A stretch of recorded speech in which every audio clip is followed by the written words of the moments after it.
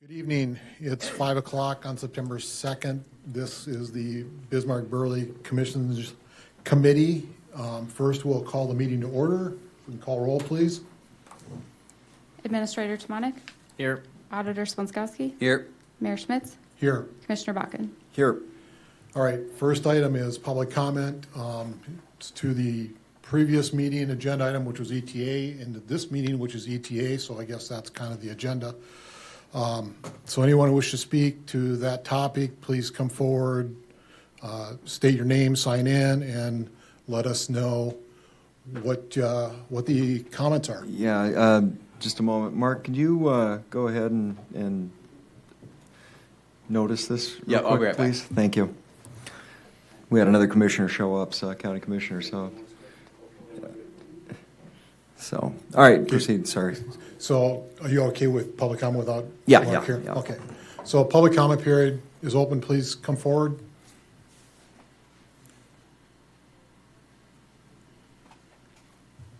A second call for, okay.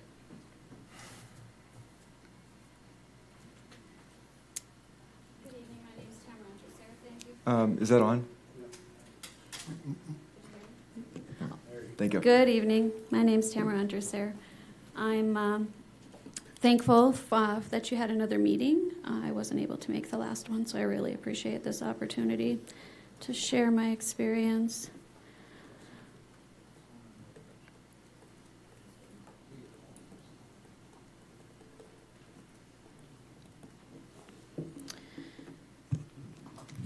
So I'll forewarn you, it might take a little bit of time, as I'm generally long-winded according to my family, but I have family property also in the northeast section of the county, as well as personal property in the Pumpkin Patch area, where we just finished building a new accessible home because my husband's in a wheelchair, and we needed to split our rural property in order to do that. On that same property, we built an original two-story home with our own two hands in 2004, and it was not in the ETA at that time. Both the properties I've referenced are now in the ETA. In building our new home in the ETA, we needed to split, as I said, our property. It took 1.5 years to get through the approval process just to start building.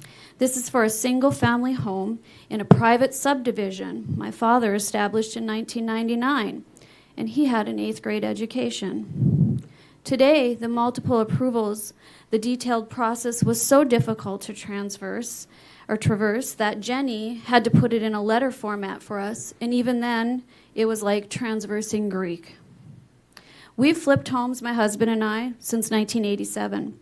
We've developed home designs and general contracted and built 2 homes. The one that we are trying to sell now, currently, we built with our own 2 hands. There were so many steps this time to the process. It was mind-boggling, and the fees were overwhelming. We both have college educations and are experienced builders, and we soon realized we were going to be required to hire professionals to submit the required paperwork. This was not the case in 2004. There were multiple hurdles. The process was very time-consuming, took 1.5 years. Yes, the ball did get dropped at the beginning by someone, at the end by someone else. Having to get permissions from both the county and city level was ridiculous, double-stepping if you ask me. If you ask me to recite the process now, I couldn't tell you because it was so mind-boggling as we were going through it, and the process of developing our plan, finding the resources to build it, we just jumped through hoop after hoop. It became clear this was an understaffed office. There are not enough employees to serve constituents in a timely manner, although they did rush our request because of a misstep in the beginning. Again, it took 1.5 years. And actually, I can't thank Jenny enough for her work with us. I don't think we would have gotten through it without her. We didn't agree with all the decisions that were made during the process, but it was understood, from our perspective anyways, that each person was doing what they believed was now required under ETA jurisdiction and code. In my opinion, it's now a cogwheel system that's overregulated and rigid to the point of nonsensical. We've built a lot of times and remodeled a lot of places. Let me just give you 2 examples. First, we were required to secure our propane tank because we were placing it in the flood zone. Laughable, actually, because we lived through the 2011 flood. I'm actually probably one of the few citizens in the flood that actually got FEMA to reimburse them. So this is a system that FEMA now has that will secure nothing. It's a complete waste of money, but I was required to do it. I know it won't do it. We lived through the flood. We know what happened. Everybody knows what happened to propane tanks in this community.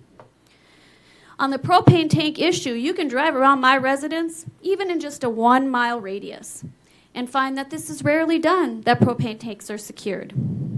Yet we couldn't get signed off on our plan to build without agreeing to do it. When I challenged this because it was an unanticipated financial cost and a very tight build budget, I was told education would be going out to propane distributors. That was in the fall. By the next spring, when I was ready to install it, that still hadn't occurred. I was calling distributors. They were laughing about it. They said they'd do it for us for a fee. Nobody had called them. What was eye-opening was the comment made by a city staff person related to this discrepancy I viewed with my own eyes. I was told the city trusts developers to follow a plan and guidelines. Well, newsflash, they aren't. Seems at a minimum like disparate treatment to me because we are just the little guy. From another viewpoint, one might ponder if it's preferential treatment for developers.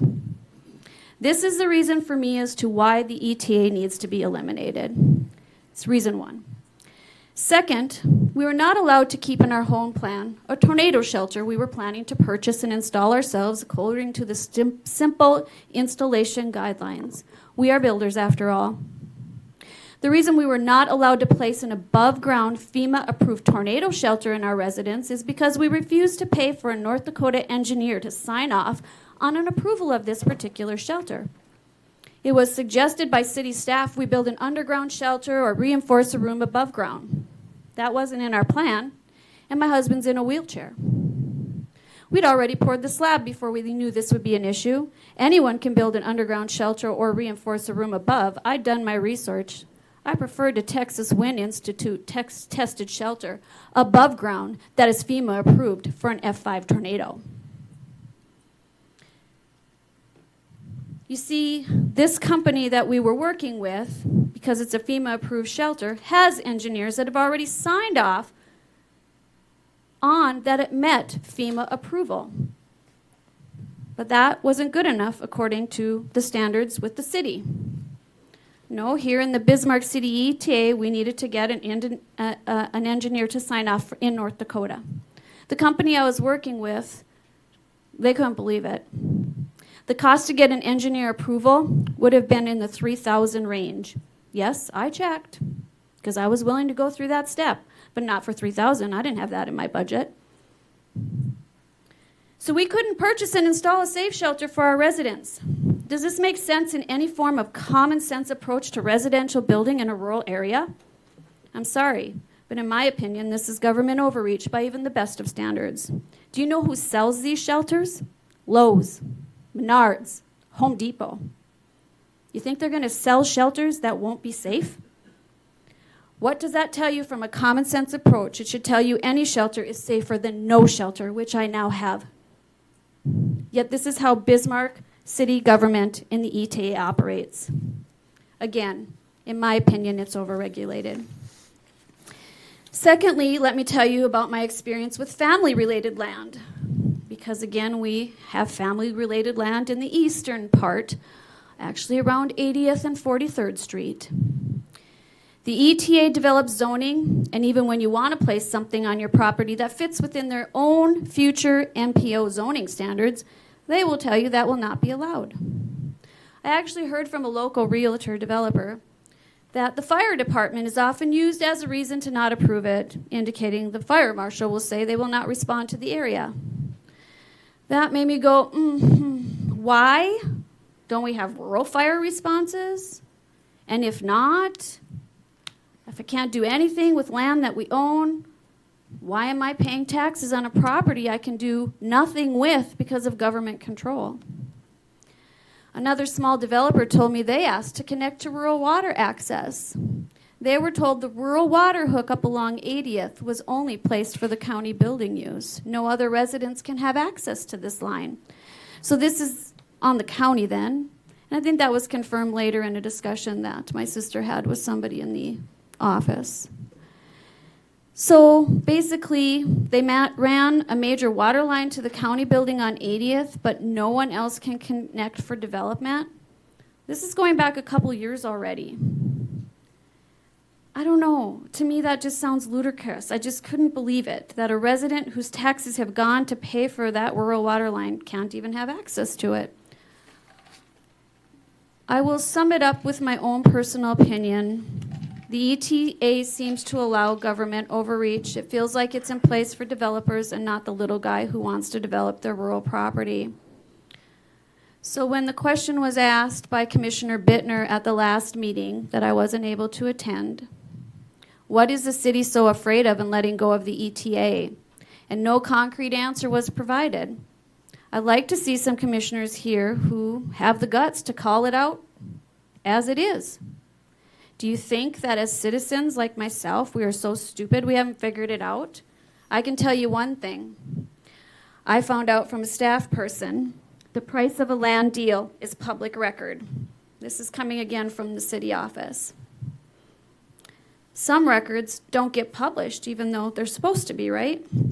I know, I've looked for one and was told by a city official it wasn't available even though by law it was supposed to be. Do you think that city representative called up that land developer and told him to rectify the problem? Not the last time I looked. The issue I have is if government overreach is going to go on and develop in this community, then I ought to be able to vote out the representatives supporting it. I've actually called both the past mayor and the current mayor. Mr. Mayor, during your run, I contacted you to discuss these very same issues I've brought to the table here. This was before I built our new accessible home. And you said you were aware of the issues, yet since you've been in office, I've encountered all these issues with no change. And people I worked with in the field are telling me it's gotten worse since you've been in office.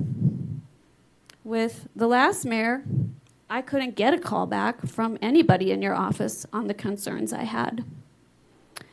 The last I heard was some firm was going to be hired to make the process better for everyone who was building.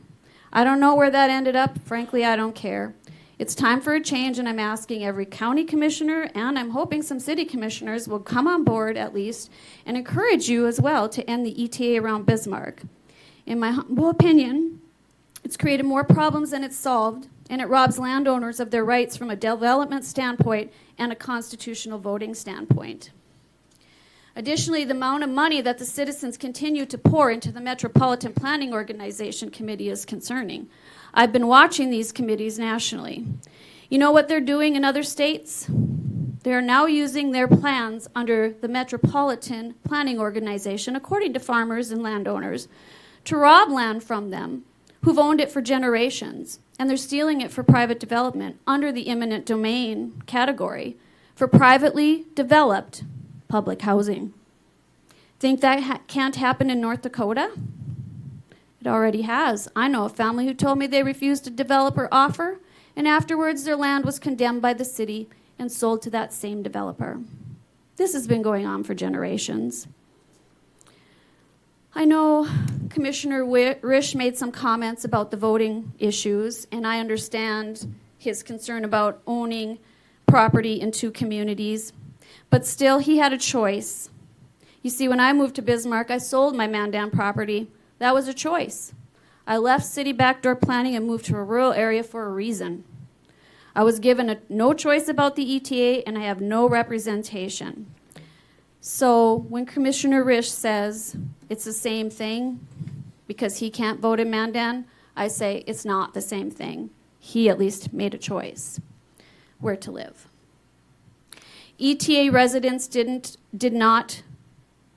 Government officials made decisions about our land. If I wanted to be in the city, I would have purchased land in the city, built in the city.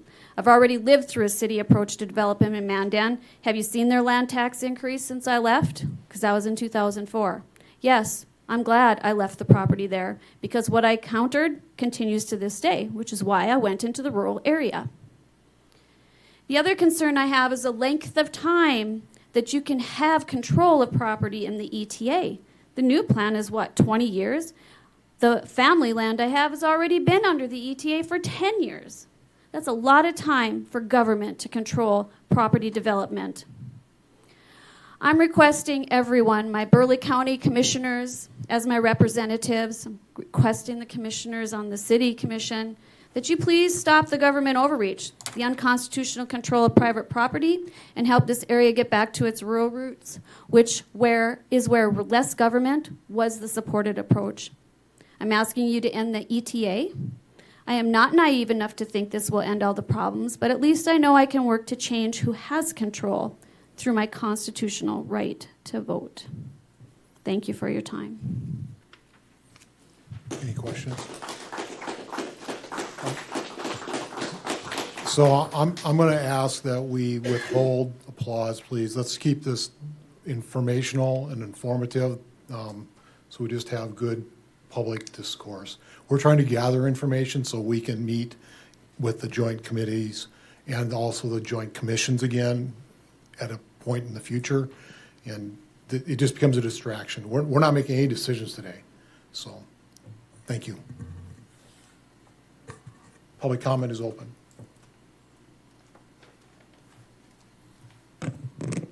Hello, my name is Nancy Jackson. I live in the Ashwood subdivision, which is in the Hay Creek Township area, which, as you know, is in the ETA. I did not know much about the ETA until recently. I had talked about my brother-in-law in Idaho, which is where I'm originally from, builds pole barns, and we had talked about putting one on our property, and it absolutely baffles me that I have to call the city to put something on my own property. I think it's crazy that I would have to call the county either, because I own the property that I've lived at for, it'll be 11 years at the beginning of October, and I've lived in Bismarck for 13 years at the end of December. I am against the ETA. I think it needs to end if it is required. I loved Commissioner Schwab's suggestion of making it a foot out. If it has to be bigger than that. I recently watched the Planning and Zoning 4-hour commission meeting, which was very informative. I learned a lot from that. And I live near Ward's property. I'm on the north side of 1804. I don't even want to fathom to think what specials would be, because you are going to have to plumb all of us into city sewer develop. We'll have to have city garbage and all that stuff. I don't want to even think about what the specials will be on that. I feel like if we're going to be in city, then you should provide sidewalks, so that would be a special.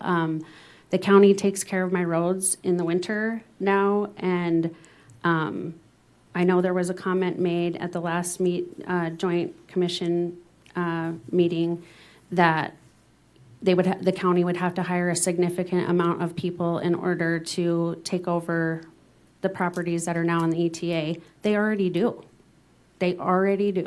The city has zero to do with where I live. Zero. Absolutely nothing. And I don't want to pay for that.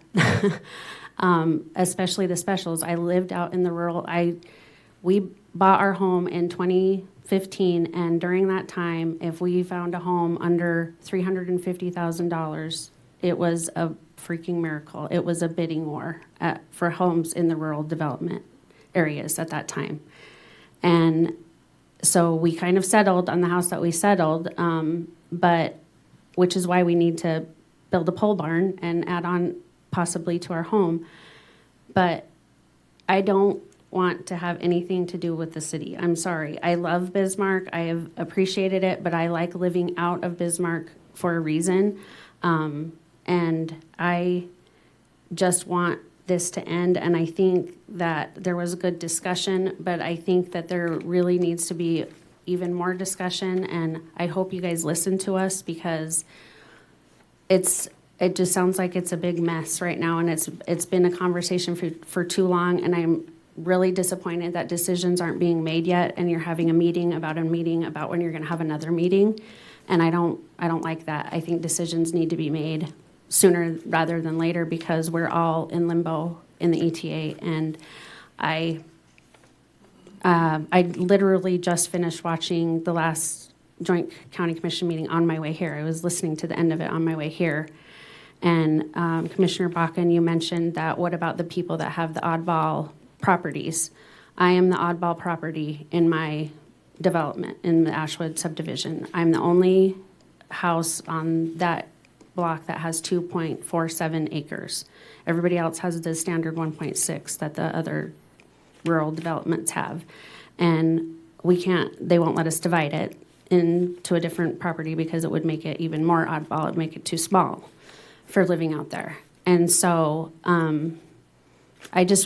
my biggest concern is having to be connected to city sewer and the cost that is going to incur the city and the county, and what it's going to do even more to my taxes that I think need to be abolished anyways.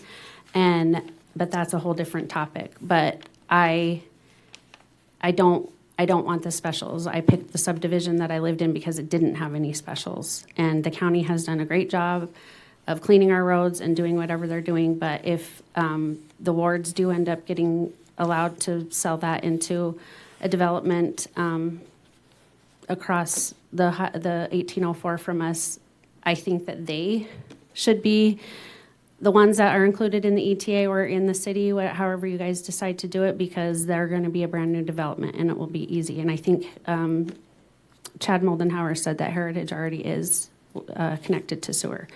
So I think if you're going to do that, everything south of 1804 would be okay because it's going to be newer and it's already connected to city sewage. But all of us that have septic tanks and everything, I just don't want to even think about what the costs are going to incur. But I appreciate your time. Thank you. Thank you. Public comment is open.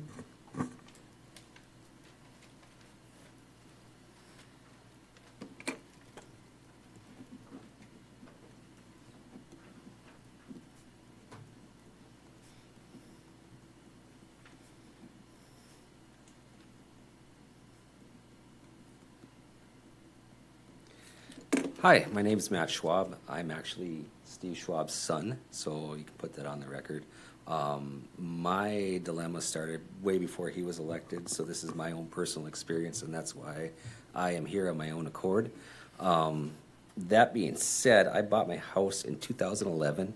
I live south of Lincoln, 2.5 miles, or east of University to Mary, 2.5 miles. So I'm in the middle of nowhere. When I went to build my shop, I had to go to the county, ask the county, I said, hey, I need to get these plans approved. They said, no, you got to go to the city. So I go to the city, and then to my dismay, I'm limited to 1,400 square feet, which is pretty small. But being the person I am, I followed the rules. I built what I was supposed to do. And then in the subsequent years, you guys changed it, or the former commission and mayor changed it. So now when I add on, it's going to cost me more than what it could have cost me to build it right the first time. So the rules get changed, and I have no say in it. I don't have anybody to go to. I can't vote for you guys. You guys don't knock on my door and come up to me and ask me what you can do for me. I have no say. And that is probably the heart of the whole problem right now. We don't have a say over our overlords who can tell us what we can and cannot do. And I think when the state granted the city the power to govern non-residents, we're not residents of you guys. It created a special kind of government.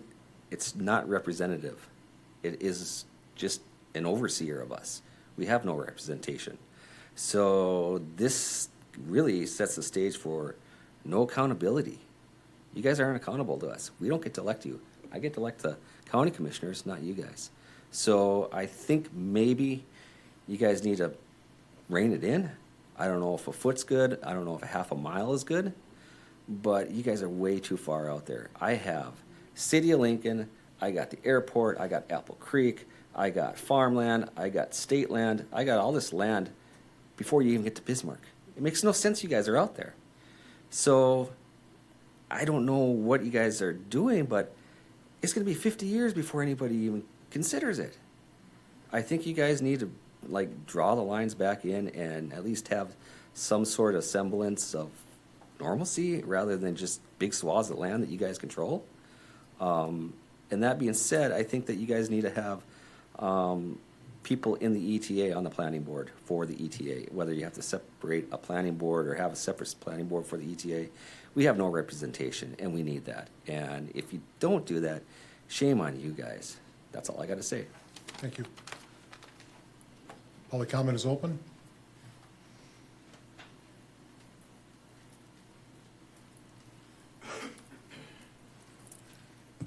For the record, my name's Travis Jensen. Gave public comment the last meeting. What I came tonight to address is I want to echo a lot of what's being said about action. It seems you guys are dragging your feet on this issue. For instance, you say you give ETA residents representation on our planning and zoning board. I want to point out again with the Misty Waters situation, the planning and zoning board holds no weight. That is simply a recommendation. It's theatrics is what it is. It makes the people think they have a say. Just to briefly touch on the Misty Waters, that was recommended as a no pass by the Planning and Zoning, and the City Commission overrode it. So the people that disagree with it have no recourse. It's done. Now, if the opposite would have happened, that particular requester could have came back and asked it be changed. But I want to address Commissioner Rish's comments at the last City Commission meeting. I think our city commissioners and our mayor need to be honest. Quit with the smoke and mirrors and let us know, because we got a taste of it at your last city meeting. Let us know what you really think of us, because you made it sound loud and clear that we are simply dollar amounts. We are not welcome in your community because we don't pay taxes, but you have no issue taking our sales tax. You have no issue with us sending our kids to public school, which we do pay for. Mr. Mayor, you ran as a man of numbers, and I actually pulled up a newspaper article today that said that you were going to tackle the tough issues. I can forward it to you if you so wish. When are you going to uphold the promise you made during your campaign? Because to sit there and let a commissioner group not only Burleigh County ETA residents, but anybody outside of our community as unwanted, your job as a leader should have been to speak up. And Jason, I'm not going to let you off so easy either, because I went back and watched your little TV show. You stood behind it too. So instead of you guys putting the smoke and mirrors and making these people in this room feel like they're heard, let us know what you really think of us. We are simply dollar signs. You want us to come to your community, you want us to spend money, you want us to work in your community, but then you want us to leave. We aren't wanted in Bismarck. You guys made that very clear at the last City Commission meeting. But I want you to start asking yourself, with comments like what were made, did you ask Chamber EDC what they think of comments like that? Did you go around and ask small businesses what they think of comments like that? You guys are supposed to be not only leaders, but you are supposed to help drive economics within the city. Comments like what were made at this table at the last City Commission meeting from an individual who openly admitted that he did not know what he was originally voting on when this initiative was asked, does not help small businesses. It does not help economic growth. Our county commissioners have had our backs. It's time the city is open and honest about what they think of us. It's as simple as that, Mr. Mayor. I ask you to uphold what you ran on as an elected official. You made the promise to tackle the tough issues. I cannot vote for you, but I have not seen that. It's going to come to where we're going to butt heads, and the ETA folks are going to give you the finger, and we're just going to start building. ask yourself when that day comes, how do you justify to the taxpayers the legal fees that the city is going to incur because of that? Because that's going to come at a cost. Thank you. Yep. Travis, can I ask you just to sign in? You know my name. Yep. I'm not hard to find. Yeah. Travis, just for the record, can you sign that, please?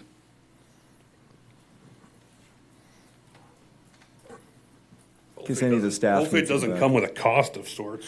I know, sounds like, we want to charge us outsiders for everything. But Mr. Mayor, it was asked that it be addressed at this meeting. So I do plan on sitting through the whole meeting, and I would like to hear that conversation. Which conversation? I'm sorry. What Commissioner Risch brought up at the Oh, last okay. city commission meeting about charging outsiders. The three examples were airport, library, and I believe parks. Yeah, I think you're right. I can play it back. I got a clip. That sounds, I just wanted to make sure Okay, so I'm going to sit through the meeting and hopefully we can have that discussion, and I'd like to know, as the mayor, what your opinion on that is. Okay, thank you. Public comment is open.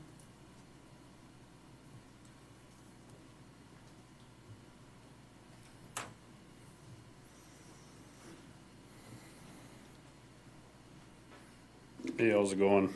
My name's Andrew Iverson. I'm a Burleigh County resident. Have been for just under 15 years. Bought that land in 2011. I don't think there was an ETA as far as I am then. 2 years ago, I tried building a pole barn. Went to Bismarck Lumber, got some plans drawn up. The guy goes, what's your address? I told him. It's like, can't do it. Got to have engineered plans from the city, or signed off by the city, before you can do this. That's gonna be about $10,000 extra dollars. So 2 years later, I don't have a building up yet. Jumping through hoops. I got concrete poured finally. But I'd like to see the CTA go away, I'll be honest with you. To me, it's a precursor to annexation. That's all I see it as. I don't feel represented. That's pretty much it. Thanks. Thank you. Public comment is open. Anyone wish to speak?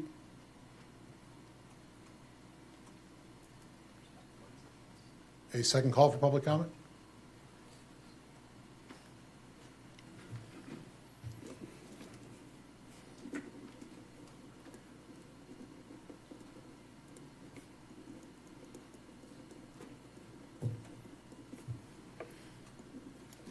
Good evening, gentlemen. My name is Wayne Munson. I'm a Burleigh County Commissioner. What I'm hoping for today, and this was a statement I made at the last joint meeting between Burleigh County and the city, I'm hoping that more of the residents behind me come up and give us very specific items to work on. In order for us to work together as a group, the pole barn issue, I appreciate that. That's a conversation we can have. And we heard from the city staff at the last meeting and including the Burleigh County staff that the ordinances are being worked on and we're getting closer and closer to the ordinances so that we have very consistent guidelines throughout the city, the ETA, and the county. So as a Burleigh County Commissioner, I am really hoping that we have more people behind me stand up and stand at this podium and give us those for instances that we can work on together. That's what our job is as commissioners that we're elected to do, and without having those specifics, it's tough for us. We can have the conversation that we want to make changes, but what?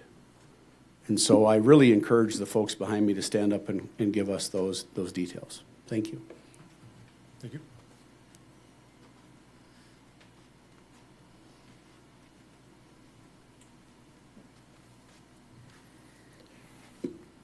Mayor, board members, Mike Conley. I'm one of the city commissioners and the one that asked for initially this conversation to come forward. At the first joint meeting, I'd asked some questions, and I came up to the podium to talk about them because I wanted it included into the education, and I was told no because the topic would have been the issue of like the sewage and the assessments would have been an issue whether the ETA exists or not. And it was interesting because during that combined joint meeting, when I did my research, I knew about the ETA authority from 1975 and the exercising of how to address the ETA in 1977, but learned at that meeting, like almost all the other citizens, that it's been in conversation since 1929. So it was even harder to fathom why somebody would choose to say we're not going to educate on it when nobody was alive when those original discussions started.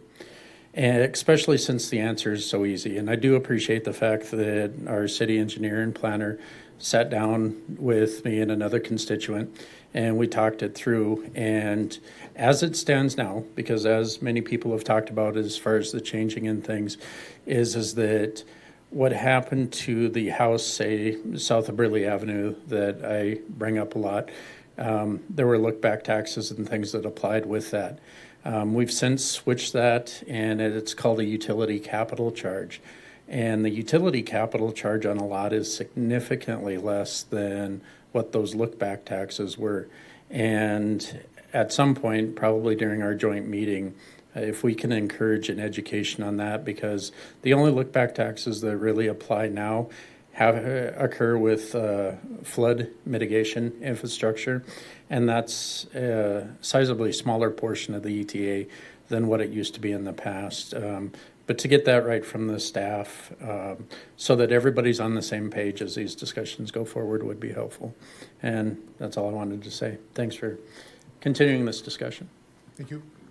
Go ahead, Jason. Commissioner, just so I'm clear, at a future meeting, you would like a presentation on utility capital charges and how those affect properties going forward? Yeah, yeah, and the ETA, because when we think back to like the Martin House off of Burleigh, and we're talking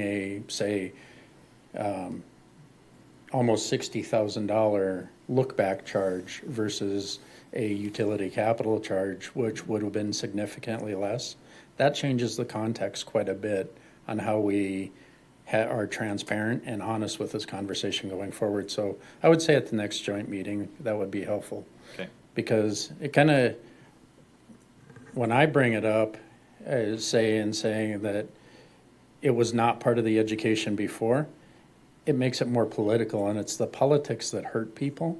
If by understanding it in the context as it exists now, even with the potential to change, it takes that little part of politic out of it to where we can have those better discussions. And I think that's beneficial for all of us.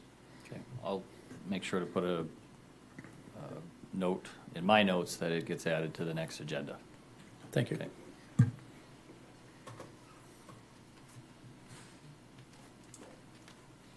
I don't know if we're allowed to come back up here or not, but again, my name is Nancy Jackson. I just wanted to address what Commissioner Munson had said. I thought Tammy was very specific in her examples. If I want to tear down my deck because it's made with real wood and I hate the stain and I hate what it looks like now and it's been damaged in every hailstorm and I still haven't replaced it yet, if I tear it down and build it and I decide I want to build around the rest of my house and tear down some weeds in the front so we can enjoy the sunset better, from a better view, do I have to get a permit to rebuild my deck? Like from the city? That's a home improvement. Do I have to get a permit to paint my siding? Like, I mean, where does this end? The thing that you need to know and the thing that blew my mind, I don't know what they're considering the size of a lot is when they were comparing the differences between the cost of permits for each of the different things that, is his name Gabe? I don't remember what his name is, but whatever the differences and similarities he was showing, less than an acre in the city was $900, and in 1 to 2 lots in the county was $200 or $300 or something like that. That's crazy to me. And again, I shouldn't have to pay for a permit to rebuild my deck that was already there, and just maybe add an extension onto it. And it would cost me even, it sounds like the permit for a pole barn, because I know from my brother-in-law building them here, would cost more than the actual pole barn, or the equipment to buy, or the materials that needed to put it up. It's just, please think about those things. Like, do we really need a permit for everything? Does it really need to be everybody's business? Like, it's crazy to me that we're having to have this conversation, but just know that most of us do not want the ETA. Thank you. Public comment is open. A second call for public comment.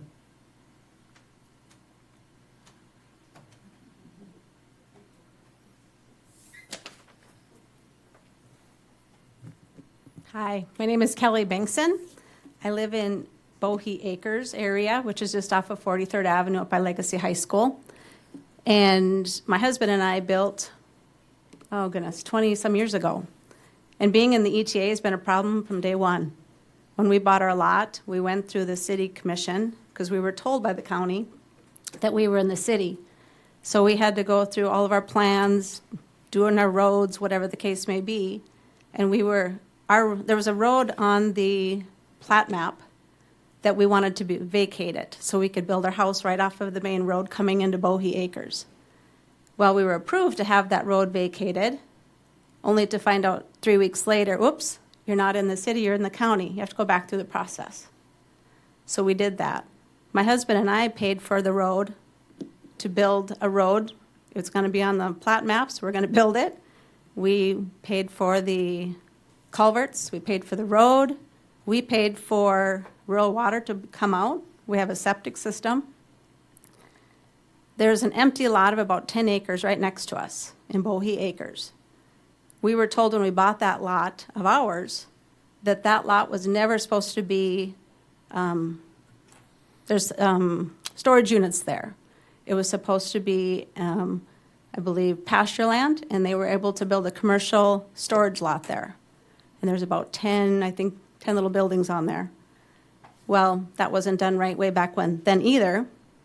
The Bohe Acres does not actually have 2 exits to it, which is not supposed to be that way either. So my husband and I have been going through this for 20-some years. There's this 10-acre lot that I told you that's empty. It's been sold, it's been resold. And what we found interesting was several years ago, 3-4 years ago, our neighbors wanted to actually pave the lot, or the driveway that comes in through our lot. There's only 5 houses back there. But yet, I live on Loveland Road. Bohe Drive comes in, and then there's Loveland Road with no exit to it. And our neighbors did not include us to have our Loveland Road paved. Even though it's a county road, they did not include it. We thought that's really weird. So when we went back to try to figure out how come we're left off, sure, they requested the bid from KLJ and found out that our road was a private road, which it wasn't. It's a county road. County's been grading it. They've been removing snow. They went through this whole thing. And we found out we're not even on our road is listed as a private road, and it's a county road. Our neighbors that bought this 10-acre lot sold it because all of a sudden they were recognized as having an exit through this 10 acres lot. The city and the county have never connected our lots together, and our neighbors actually sold that lot.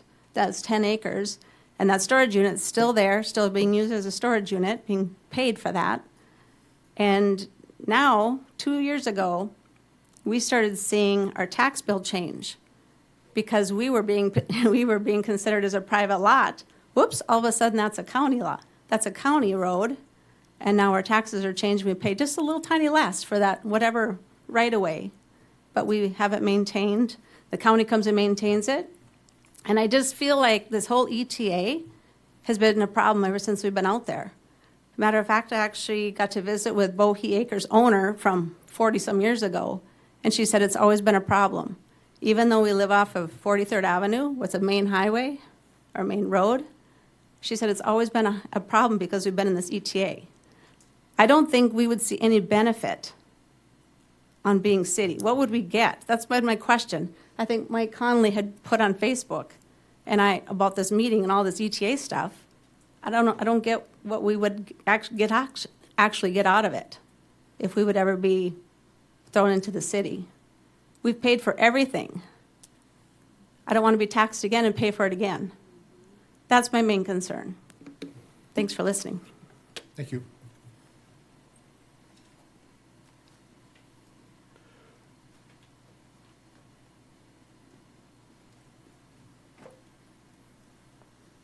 Good evening, everybody. James Wald, City of Bismarck resident. I've been hearing a lot tonight in previous meetings about some of the overarching theme is building restrictions is what I'm hearing. I'm hearing about people in the ETA and the shared opinion of the residents of nobody really wants to be told what they can or cannot do on their property. They don't want to be restricted. They want to build as they see to build. And a lot of people that moved to the ETA have expressed opinions that they moved there. They moved out of the city of Bismarck to not have somebody like the city of Bismarck tell them what they cannot build. My question is they're having a lot of expenses incurred by submitting permits. My question for the city is how many dollars are spent processing those permits, inspecting those permits, following up on these permits.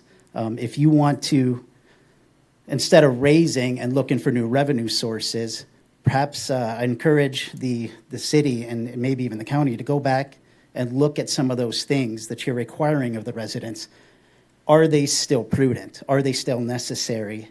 And is it something that the city and the county needs to continue to spend money on processing and enforcing?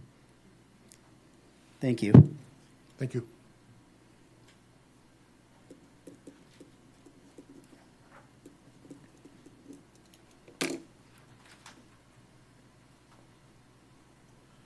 Public comment is open.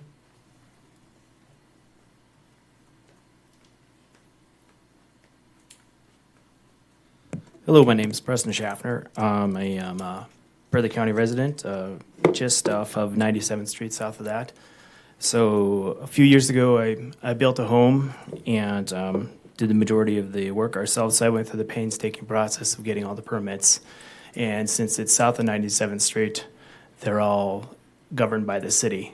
And let me tell you, it was pretty painful at times. So some of the individuals I worked with were fairly good. I will be honest, 100% honest with you on that. But one of the hardest problems, the biggest problems that I had was, especially when it came to the septic and the water. And so I had an engineer design my plans because I knew this would be a headache. And in my area, it shouldn't be an issue. I went ahead and I was trying to be as proactive as possible. So I went out and got soil samples, sent them to an engineer, had a whole septic system designed, and then I submitted it to the city. And went about the business of building my house. And so as you're doing that, especially if you're doing it yourself, things kind of get behind, get away from you. And it turns out that no one had reached back to me at all after I had submitted my plans for my septic until I was getting ready to close on the house. And so when we took pictures and called, and no one got back to me about looking at it, so then at the end of the day, when we're about to close, hey, we didn't approve your septic system. I'm like, well, I submitted this pretty close to 6 months to a year ago, somewhere. I can't even remember exactly when, but I can show you on email. And no one got back to me. So what happened was, and I had assumed maybe that was my fault, that if I have an engineer design a septic system based on the soil samples, that should be good, right? Well, that wasn't the case. The individual from the city said, well, I don't like the verbiage in here, and that does not, no, I don't agree with this. And I'm like, well, who am I supposed to contact? Am I supposed to get a different engineer to do this, or how does this work? And so I had to go back to the engineers and talk to them to figure out what I got to do. And I've already got this in place because how much longer am I supposed to wait for someone to get back to me? And it was just, so the worst part of it is, well, send me the pictures that you got and we'll take a look. Well, I developed a system that had 11 pipes coming out of it into 11 different sections of drain field. Well, one of the pipes was just tilted a little bit. And he said, no, that's not, I don't like how that one looks. So we had to dig up the septic system to show him that we can cut that pipe, move it a little bit. I moved that thing from here to here. That was it. How much time and how much expense does that occur? And the simple fact that this all should have been avoided right off the bat when someone could have got back to me. So eventually, the verbiage was changed and he was okay with it. But we still had to dig up the system and change it. And this is what a lot of people are really worried about when it comes to the annex. So I also am looking to build a shop, and I'm not looking forward to going through the process of getting all the permits and doing these things and being told what I can and cannot do. I also do some side building contracting work, and I actually have done quite a bit of contracting work and construction over the last few years. And every time I talk to some of the builders and some of the other individuals, not the big builders, but your smaller builders, they said what a pain it is to go through some of the individuals because it's never consistent, and even it almost appears that there's no common sense with some of the regulations and some of the recommendations that these guys are saying. Now, I think that they should be much more open to interpretation because there's a lot of different ways you can build a home and a lot of ways you can look at something in that aspect when you're building. You know, I understand water goes downhill. You probably got to figure that out, but there's some other things that people can work on, and I think they need to have a much more open mind. Thank you.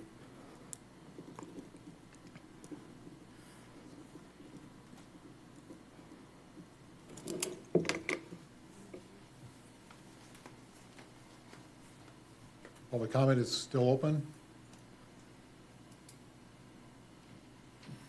A second call for public comment.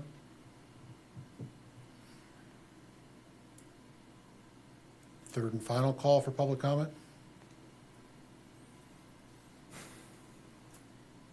Seeing no one and hearing no one, the public comment period is now closed. Thank you, everyone, for your comments. Our next agenda item is consideration of the approval of the minutes, which I think would actually be from our joint commissions. The joint, yes. I'll move to approve. Second. Is there any discussion? Hearing none, we'll call roll. Auditor Sponskowski. Yes. Mayor Schmitz. Yes. Commissioner Bakken. Yes. Administrator Tamani. Yes. Next is, well, first off, before I forget, because Travis, you made the point, and I do want to address your comments, and if I missed something, I apologize. I was taking some notes, but I don't view the ETA residents as a burden on the city. In fact, I think everybody within the two counties are very important, whether it's Burleigh or Morton or Bismarck or Mandan, they're all important to us because that's what makes the community thrive. And so to the extent someone was offended or someone made an offensive comment and I didn't dress them down, I unless it's really harboring and hits hard at a person individually, I tend not to try to dress someone down at a commission table. I don't find that that's really very constructive. But I certainly have had conversations with all of the commissioners at different times. I think there's two of them in this room that probably could attest to that. I've had off the side conversations with them when it's appropriate so that we can try to cross those bridges. But you know, the airport is here as an example for all of us within the two counties. Actually, it serves way more than that. It serves all of western North Dakota for that matter, and it goes into eastern Montana, and it goes east to Jamestown. So I don't view that as something that is not supported by all the communities around us, and sales tax dollars are part of what make up the city of Bismarck's general fund budget, and that's what helps support those things. So, well, and with the airport too, you know, there's a lot of federal dollars that come into that there as is. well. So, yep.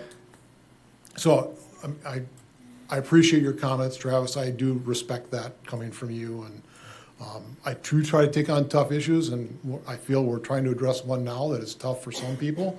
There have been other tough issues, trust me, in the city that I've dealt with in the last 3 years, and not everybody likes what my thoughts have been on that as well.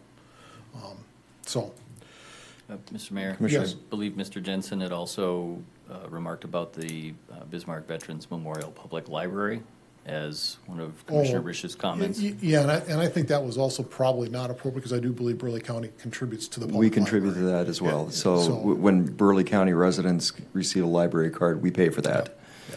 So, thank There you for is- correcting that. Yep, there is a Burleigh County Library in the basement of the Bismarck Veterans Memorial Public Library. It is a separate carved-out area, and there also is the Bookmobile, which is Right. supported through Burleigh County tax collections, so. Yep. So, moving on, ETA, continued discussions of boundaries, and I think, I don't know, Ben or Daniel, or, I don't know, we're gonna let Ben off the hook here pretty soon, so, But he's I'll ours get off till he that leaves, easy. right? yeah, Yeah. not very much longer, though. Yeah, thank you, Mayor and Commissioner. So basically, I'm just here to transition between what we heard as staff from the last time this group got together, and which was actually the full boards of Bismarck and Burleigh commissions, and present some of that information. And I think what we heard as staff is there was an interest in identifying areas within the existing extraterritorial area that we, as city staff at least, don't anticipate urbanizing ever, or perhaps beyond 50 years from now. And we have done a fair amount of research in that. Daniel has been the primary researcher of that information, and he'll talk to you about his process that he's gone through to identify that, what some of the preliminary information is telling us in terms of how many people might be impacted by some of the areas that we would identify. At this point, I think we're not prepared to show every area, some of the areas. We certainly will be prepared to show every area that we're willing to state that we likely won't be developing in for the next joint meeting of the Bismarck and Burleigh County full commissions. I think we'd like to talk to some of our colleagues before we present that information publicly, and some of those colleagues include our counterparts at Burleigh County to get their comfort level on what we're thinking about proposing. We think that's only fair to them to be able to react internally before we release the information publicly as well. So we'll be doing some of that information gathering and connecting with our colleagues over the next week or two to make sure they're on the same page that we are. Unless you have any questions for me immediately, I'll turn the podium over to Daniel, and he can kind of walk through. Go ahead. Ben, just because I know in my stead we had this conversation, that's why I was so adamant in pushing it out to 2045 at least. I would like to see a little further, but trying to plan ahead. And I think the ability to get that plan in place and that far of a snapshot out is what leads to a lot of the discussions we're able to hear and remediate some of the issues those in the ETA are feeling. So just you and I had a lot of discussions about why that needed to be 2045, and I think we're seeing fruit from that now. Yeah, and I appreciate that comment, Commissioner, and I think that's probably the results of some of that future planning are what will lead into some of the criteria Daniel's using to help identify areas that we're likely not going to grow into, or areas that are probably prime that we're going to grow into next, just for the ability, the cost, the ease of serving some of those areas. So thank you for that comment. Yeah. And just an aside, congratulations on the new position. Sorry to see you're leaving the community. Thank you. Thank you. I'm here for another couple weeks, so I can still do these things. So, all right. Okay, good evening, Joint Committee. Let me see if the slides will work here. Great. Okay, so my role here is to give a background on a very technical question that we've been analyzing right now. That is, how much area do we really need as a city to manage projected urban growth over the future time horizons that are in our comprehensive plan? I'll spend a couple of minutes going through some of the background of how we reached these conclusions, but I will say this is a work in progress. We have a map that we are working on for areas that we anticipate growing into. However, there's still more to do, so I don't have that completed for you tonight, but I can give you a little bit of a background here. So we use our comprehensive plan for anything involving zoning, and that is by state law. We're required to think of it as a way of backing up and thinking as an entire community of how we want to grow. Our plan is very much pro-growth. We do anticipate growing about 1.2% per year, and that would be in population, but also expanding the boundaries of the city limits. So there's a couple concepts that I think are pertinent to this discussion I want to introduce. One is the urban service area and then the urban reserve. Urban service area dates back to 2003, but it's been carried forward in all of our comprehensive plans, including our newest one in 2021, or 2022, sorry. And this is the 25-year time horizon, so where we expect to grow into within the next 25 years.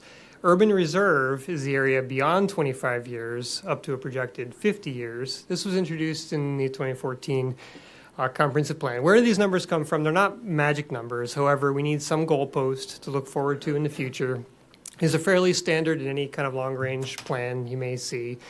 And really 50 years seems like a lot, but when you think about it, a lot of plats that were developed in the 1970s are really at the city's doorstep today, the rural plats I'm speaking of. So really 50 years in the terms of the world of development growth is not as long as it may appear at first. So one thing to consider is, what are we projecting? And I think this is an important question that affects this analysis in a lot of ways. If we're looking at traffic, if we're looking at revenue for property tax or so forth, you would look at the final build out, because that's when those effects happen.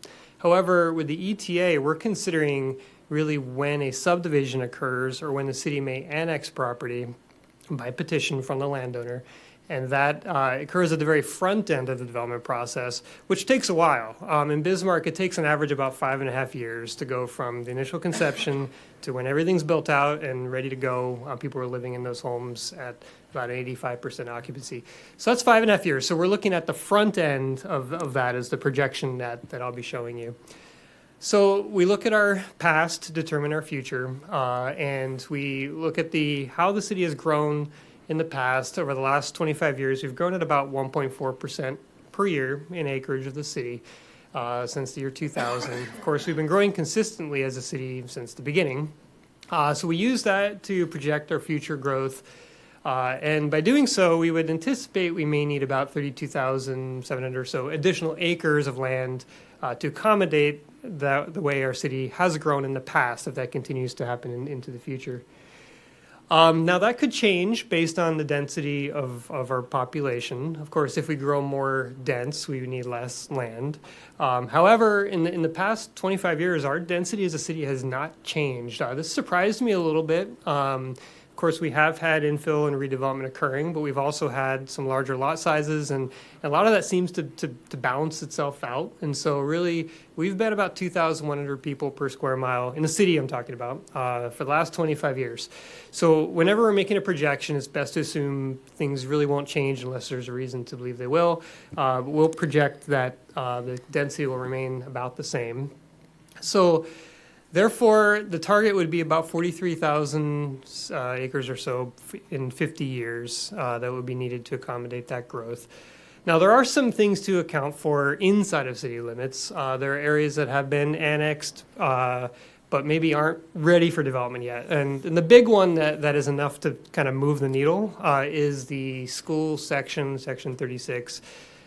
Which is owned by the state. It is in our growth area. We do anticipate development of that occurring within the next 25 years. However, it hasn't been subdivided, it hasn't been zoned. So it's in city limits really just by name only.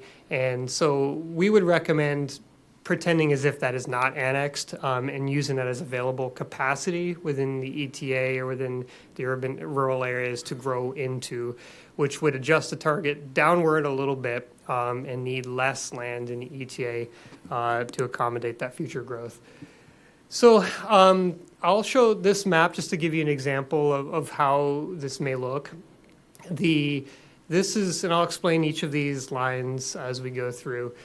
This is the pink line you're seeing is showing the current negotiated ETA boundary that has been in place since 2014. And then, of course, the city limits are the dotted line there. That does change every year through annexations. The negotiated ETA does not change unless it's renegotiated. Now, the areas that are shown here are in our growth phasing plan in the comprehensive plan. And the urban service areas are the areas we anticipate growing into within 25 years. So in this case, you can see these are the areas that are either in the, I'll say the reddish color or the yellowish color, depending on their level of priority. Those are within the 25-year growth time horizon, and those we would anticipate keeping within the ETA to allow that growth to continue unabated. And the urban reserve area would be the 25 to 50-year time horizon. We would recommend keeping those as well. However, there are a number of areas in our ETA currently that are outside of either the urban reserve area or the urban service area, which we do not anticipate growing into within the next 50 years. That may not be needed within the ETA. And those are areas that are the hash marked areas in this particular case that are either developed as rural residential properties, that are areas that we really don't expect to grow into as a city, or areas that are rural residential and maybe surrounded by the city or mostly surrounded by the city at some point in time. And there may be unique challenges in the future that will have to be dealt with, but we don't anticipate coming in and urbanizing those areas. That has been a change of our comprehensive plan in recent years. In the past, that was a goal with new engineering plans and ghost platted lots that are inside of those subdivisions. However, our new comprehensive plans really don't expect that to occur, so there really is no reason to keep those in the ETA in our estimation. So those could be removed as well. So if this were to be applied throughout the entire city and use those categories in our comprehensive plan, this would potentially remove about 94% of all of the homes from the ETA. So the population of the ETA could be significantly reduced. However, the land, it would keep about 53% of the land within the ETA, which really from the city's perspective is what we intend to grow into. There really is not an intent of converting rural residential subdivisions into urban. It's really the raw land that is the intent of the ETA at this point. And so this would maintain that ability to continue to grow while also removing many of the homes. So you can see the chart here would show if this, and this could change, of course, we're still looking at the map in detail, but this could show how the final outcome would be. So I could answer any questions you'd have, and certainly this is a to be continued if you'd like. And also I can take any direction from you here as well in terms of further analysis. So Daniel, you showed us just a snippet of a quadrant, I suppose, of the ETA. Do you have kind of the whole map that has those identified areas? I think that might be helpful for future, for sure, discussions, but even here today, I don't know if you have that available or not. So yes, Mayor and Commissioners. So it's under development. So we have something that we could certainly share at a future meeting if you'd like. I think it's just a matter of time and making sure enough people have a chance to look it over and evaluate it. But we could certainly share that. Well, I for sure would want it at the next. I'm assuming before we meet as this for we have the combined commissions together at that point in time for sure. So Daniel, what does that look like as far as, because I know one of the things the city's cognizant of, and we need to be cognizant of the city as well, is not creating a bunch of donut holes with here's an island here and an island here and an island here. Just from an infrastructure perspective, not very efficient. So how does this address not creating those? Thank you, Commissioner Malkin. And that has been a topic of discussion. So in this case, those donut holes may be already developed rural residential subdivisions. And I think actually, and this comment did come up from some of the members of the public as well. In our evaluation, it really, it would require a lot. There are a lot of technical barriers as well as political barriers to coming in and urbanizing those rural subdivisions. And that's something we've debated for many years. I'm sure engineers could give more detail to how the stormwater would need to be reconfigured, how the urban street profiles would need to be reconfigured. It's quite a challenge. It can be done, but it is certainly en masse. It's not something we're expecting. So that is a good question, and those are areas that could potentially be surrounded in the future by the city, and that'll have to be addressed in some way. But it would not need to be in the ETA to be addressed. They could certainly just be a discussion among property owners in the city. Well, and Jason and I had this conversation a little bit too, because yeah, I would think that it's in the best interest for Bismarck, because cities grow. That's what they do. And building a path forward, because you stated it, right now the city's in a position to annex in developments. And unless somebody wants to be annexed in, they're not going to be annexed in. I think part of the discussion we need to have at this table is, how does the city provide a pathway that incentivizes people to want to be into the city of Bismarck eventually, or that property eventually? Because one of the things we're hearing, and we're hearing from a lot of county constituents and ETA residents, that there's no way in hell they want to be part of the city. And I think that's a sad testament to a certain degree. So having the discussion about how to facilitate some of that for future growth and down the road, I think, is also at some point something we need to discuss at this table as well. Jason? I guess for what it's worth, for the faces in the crowd that we haven't seen at these meetings before, I think it's appropriate to talk about what city annexation actually means. For us, it means the ability to provide services, primarily water and sewer, police and fire protection, those sorts of things. Providing water service in a rural subdivision at this point in time isn't very practical. And we understand the concerns that would come along with special assessments and costs to do all of that. That may have been a perspective that the city shared 20 years ago. I think in today's staffing, today's leadership, we're looking at that in a much different scenario, that the reality of providing water and sewer into these rural subdivisions is frankly challenging enough for the city to take on, never mind the fact of what it would actually cost a homeowner to be responsible for 300 feet of water pipe and sewer and all of these conversions. So the city doesn't forcibly annex property. Typically the request comes from the landowner. There have been, in my nearly 20 years with the city of Bismarck, there have been just a small number of instances where we can point to where the city did cause annexation to happen, but it was when the city was completely surrounding an entire neighborhood. And we had gravel streets that were being used by many people to get to a middle school that was frankly built out on the edge of town at the time. So I understand your concerns from a residential perspective, from living in a rural area. I get that city taxes are different, but when we talk about annexation, it comes down to really that core delivery of services. And if we are not able to provide those, there would be no value in annexing those properties. So I think that's kind of what Daniel's getting at now, is when we're looking at these rural subdivisions that are already established in many cases, I think we're going to have to figure out a way to either go around them or move past them. But there are going to be raw land instances that do make sense from a city's perspective for development. And we've also got landowners that are purchasing large tracts of land adjacent to city limits with the intentions of growing more urban subdivisions. And so I think that's where we're going to be focusing our attention, is on these areas that are within that urban service area, and not just coming in to grab land for the sake of annexing land. That's not the goal of the city here at all. If we can't provide the service, we can't provide the annexation. So,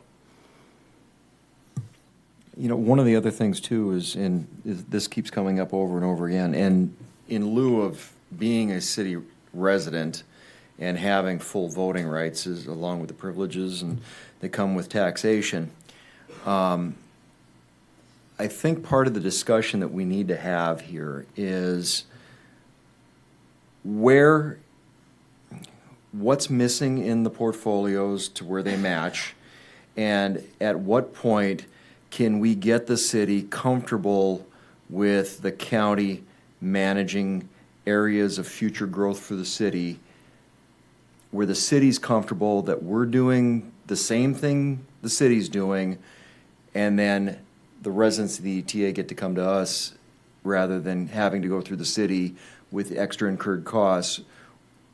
building that comfort zone so that the city has complete confidence that the county is doing what the city would be doing anyway, I think that's a place we need to get to. Probably, but I think also right sizing the ETA helps that a lot. It does. It's a good step in the right direction. Because it starts to eliminate some of those. Some of that, yes. Some of that, which is probably, honestly, over the last. There's a lot of layers to this. Lord knows how Yeah. long. There's a been lot the of issue. different layers to this, but those are the two areas I think we can probably make a lot of progress quickly. So hopefully that, we can make some of that progress in the next meeting. Jason. Go ahead, Jason. One more question. Daniel, if you could pull that map back up that showed the annexed areas, the ET areas. Yeah. So if I'm not mistaken, on the far right of the screen, there's a hatched area that's surrounded on three sides by the orange color. Is that Imperial Valley subdivision? Correct. And so if I'm reading the map right, that would be an area that would be considered to be removed from the ETA. Correct. Okay, so I'm going to speculate that that's a nearly completely built-out subdivision, meaning there's very few vacant lots in there. Most of those lots, if not, they're not a traditional rural size, is that correct? It's more of an urban density? That's correct. Yeah, there's a lagoon. Okay, so there's a lagoon. So we've got a neighborhood that is fairly dense. It's very close to city limits, but we're saying we would take it out of our jurisdictional area. Why would we not leave that particular dense subdivision in this growth area? So, yeah, Commissioner Tomatic, or Administrator Tomatic. So, yeah, and these are all certainly up for negotiations, certainly. And, I think that was just anything that was identified as transitional rural in the plan in this iteration was just removed. Imperial Valley is a bit of a unique situation. It's an urban subdivision. It was actually developed in the same program that developed the city of Lincoln through USDA grants from the 1970s. And it could be explored as a possible annexation because of its urban size lots. However, yeah, that would maybe need to be evaluated separately. If I may continue. Yep. So, Daniel, not to wish anything upon those residents, I'm sure they're very content. What would cause them to need annexation from the city? In other words, what would happen if their lagoon system were to fail?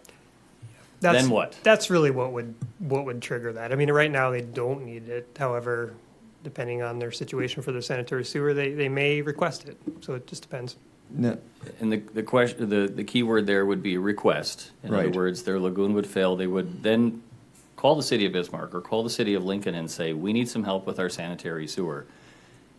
Then the process begins. The conversation starts, and we would go from there. It wouldn't just be the city pounding on the door saying, we're here to annex you, take it or leave it. It would come from the neighborhood first. Right. Correct? Okay. Thank you.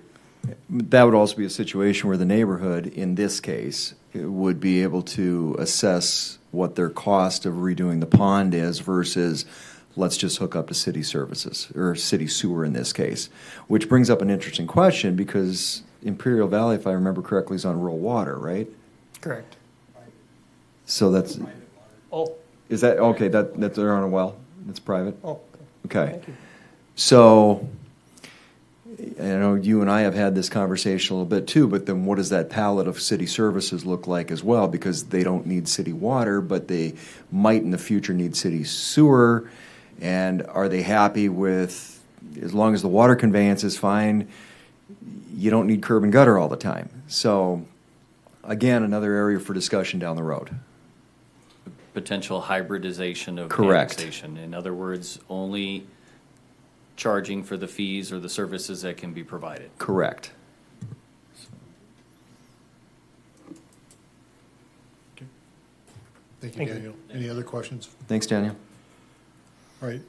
Is there any other business, or do we have topics do you feel that we should kind of have isolated to take forward? One thing, we did poll the Bismarck City Commissioners for availability in September. It's a challenging month, but the one date that was available for this room and all 5 city commissioners would be Wednesday the 17th, 5 p.m. That would be a request for the next combined city commission and Burleigh County joint meetings. So Auditor, if you wouldn't mind polling your commissioners and let us know. Yep, we'll That do. was the only date out Sure. of 7 or 8 that we were able to get all 5 commissioners at the same time in September. We could look further if necessary, but we pulled September 1st with the intent of trying to keep this conversation moving. I would like to see that built-out map a little bit further, Yeah. you know, the rest of it, for one. And I think it would be incumbent upon us to direct staff to start figuring out where the gaps might be, because I would really like to establish the city's confidence that we can manage that for the residents of the ETA in a fashion that fits with the city and probably save the city some money in the process. We can have them look at that. Yeah, think I still, would- I think, you know, But if it's a bunch of vacant It land, it's a warrants, whole different it thing. warrants looking at, Yeah. so. Anything else? Commissioner Conley's comment about the fees held in abeyance. Yes. That was on for the next, is that for the joint, both Bismarck-Burleigh commissions, or would that be for? Let's put it for. You know what, I think it would be, because For I both. think that's an educational piece as well, and if we get more people that are familiar with that, because, you know, like Commissioner Conley mentioned, the one that comes to my mind as well was, I believe it was $54,000 because it was an assessment times 6. Mm-hmm. And for that parcel that he was talking about south of Burleigh. So how to address that in the future as well is It should be on the combined. Yes, the we'll- total, yeah. both commissions. We'll put it on as a utility capital charge, education and discussion. That's the new term for the fees held in abeyance from the previous mechanism that we used. Right. So, Thank you. Anything else? Did you have anything else, or? Okay. Actually, good opportunity. Did either city staff or county staff have anything they'd like to add to this agenda?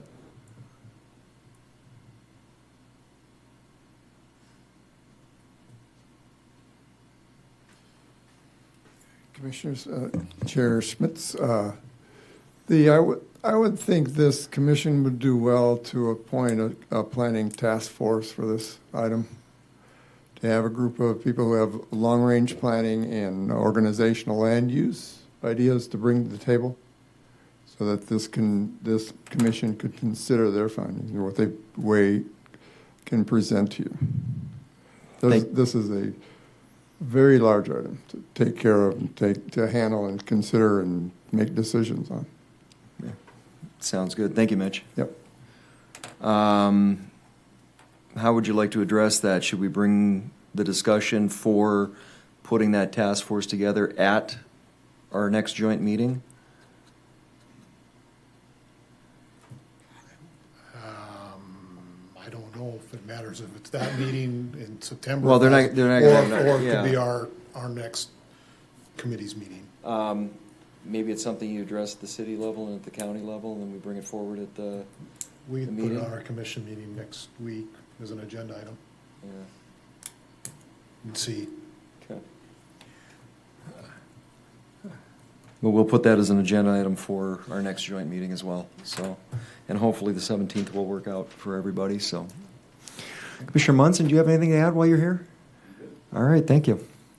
I'm good. Okay, we stand adjourned. Thank you, everybody, for your comments.